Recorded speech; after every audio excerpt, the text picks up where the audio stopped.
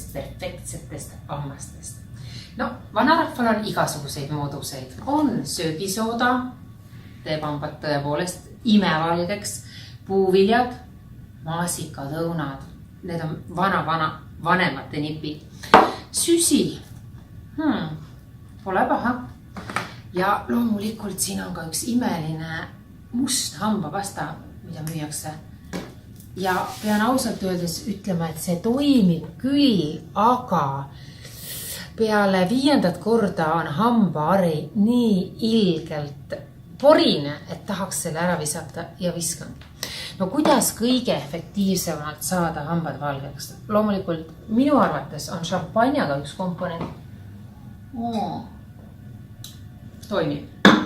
Aga kuidas siis söögisoodat kasutada? No ma ei taha teda eriti võtta. Okei. Võtan hambahari siin ära.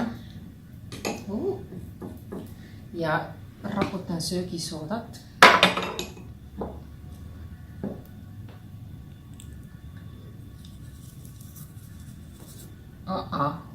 Värsik maitsega.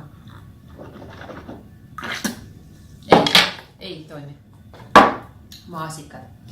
Okei, maasikad söömine pelgalt ei päästa. Ma arvan, et võtaks väikse ampsu. Ja siis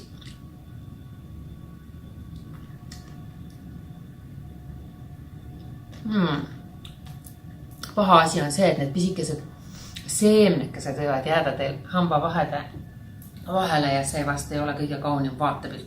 No loomulikult võib alati selle puhtaks pesta ka šampanjaga.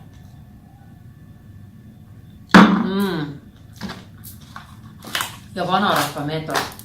Minu arvates rääkis mulle üks vanapapi kunagi, et tema võttis ahjust lihtsalt vana sütt ja õõrus selle süega oma hambaid. Ja tõepoolest, ta oli kõva piibumees, aga hambad olid tal säravvalged. No ma ei tea, proovime. Süsi.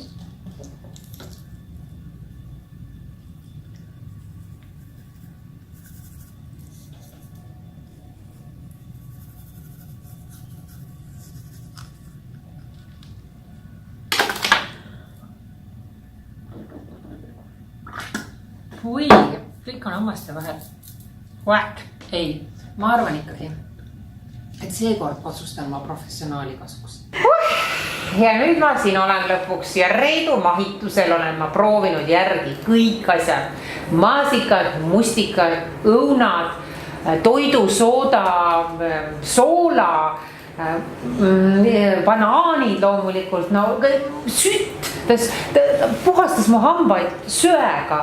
Ja no ma ei tea, okei, mul on valge naeratus, aga ma ei ole rahul, ma ikkagi vaatan peeglisse ja ma ütlen, et issand, mu hambad võiks olla valgemad. No nüüd ma olen lõpuks siia maandunud. Kas sina suudad midagi teha? Ja ma arvan, et aitab kindlasti pärlipesu. Kui hammaistel on olemas pigmenti, siis see on kõige parem lahendus, mida saab pakkuda hambaravikabinetis. Kas on, ma tean, et hambaravikabinetis on pärlipesu, soodapesu? Pärlipesu ja soodapesu tegelikult on sama asi.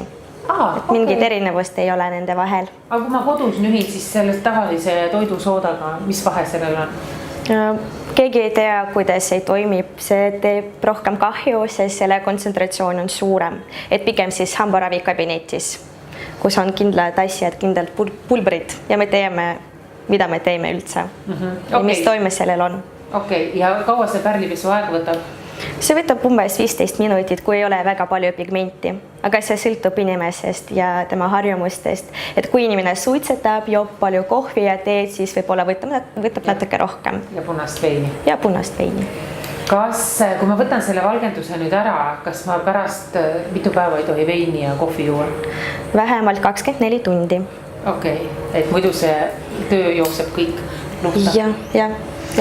Okei, no ma põhimõtteliselt olen valmis. Kas see protseduur on valulik ka? See ei ole üldse valulik, see võib olla natuke ebameeldiv. Aga kõik ilusti kannatavad üle. Mis seal ebameeldivat on, palun? See on sooda õhujooga, et see pritsib ja tekitab natuke ebameeldivat rõhku. Ja mitte midagi muud. On teil järsku klaas šampanjat anda mulle? no me võime otsida. Okay, ma olen valmis. Laseme siis allapoole.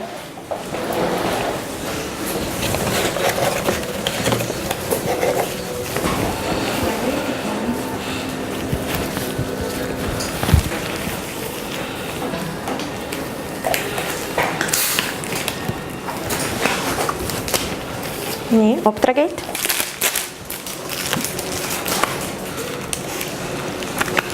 Nii, tehke see lahti.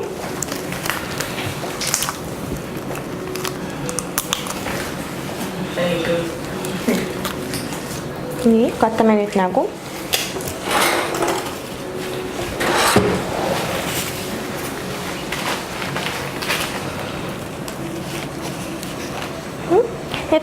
Nüüd võime alustada siis.